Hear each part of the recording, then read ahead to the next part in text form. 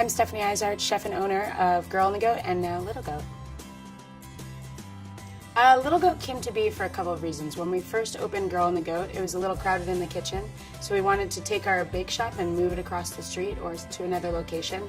And I thought, hey, let's just open a little breakfast place, maybe 20 seats, no big deal. But when the space across the street that used to be Red Light came to be, it was beautiful, it was on the corner, which is what we're always looking for, but it was huge. So it wasn't able to be just a little bake shop with a couple of seats. So we had to think of a concept that we wanted to put into this beautiful large corner space with tons of windows. And the first thing that came to mind was a diner. Going with the diner theme, we're really tapping into people's memories, people's comfort. There's a lot of stuff on the menu that is from my own childhood. I think when I was describing the menu to the servers, I said, my mom used to make this, my mom used to make this probably 100 times over and over again. So there's lots of different parts to Little Goat. It's not just, as the name states, Little Goat. It's actually the supersized goat with a bunch of different sections. So the first section is the diner. It's the main portion. About 120 seats. It's a shout out to a diner without being just the classic one you're picturing in your head when you hear a diner.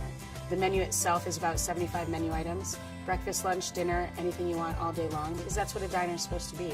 And then just putting in our warm touches. Attached to the diner is actually called Little Goat bread. I just decided that I wanted to serve good bread. I think a lot of people overlook that.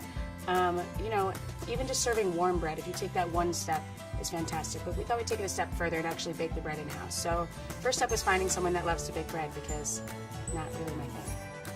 I really enjoy bread production because it's taking care of something. It's very tactile, it's very hands-on, but having this new space built where we are just incredibly set up. We've got beautiful ovens, we've got an awesome stand mixer, we've got a dedicated cooler space. Yeah, I really couldn't ask for more. We're really going to get some good products out of there. I can't wait. So we have in the back, the main sort of show going on there is actually watching our bakers bake. And then in front of that we have a little merchandise area. We love having things with goats on them. So now we have a place to sell them. And we also just started a line of sauces called The Flavor. So you can pick those up there. So you can add a little of the flavor from Girl and the Goat and from Little Goat into your cooking at home. And then I think the more fun part is the bar and the coffee. So two different kinds of bars. You have the coffee bar in the morning, or the regular bar if you want, we don't judge. We've got our coffee bar where you can get Stumptown coffee. The people at Stumptown care as much about the products as we care about all of our products from farms. Just a very similar philosophy, so it seemed like a perfect fit. So you can start off your mornings with some Stumptown coffee, and then you can come back later for some cocktails. We've got a full bar in the same area. We figure we'll just slowly transition into more of a bar feel as the day goes on. We have 14 different beers on tap, all craft beers from the US. And we'll also have a full line of cocktails, mostly classic. We're working on collaborations with different breweries, so the beer side of it is really what we're focusing on in the bar. I'm just excited that's what's gonna make it, that's a diner, you know? There's this it's cheesy and fun at the same time while focusing on serving great food and having good service. You know, at Little Goat, even though it's designed to be you just order your own plate, I think that most people, especially in the beginning, are going to come in and share.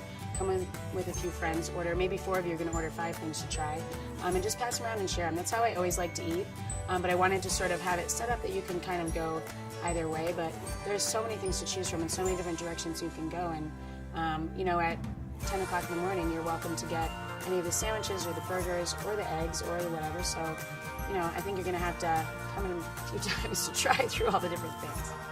But where are you going to go at 3 o'clock in the afternoon on a random Monday? Go to the diner.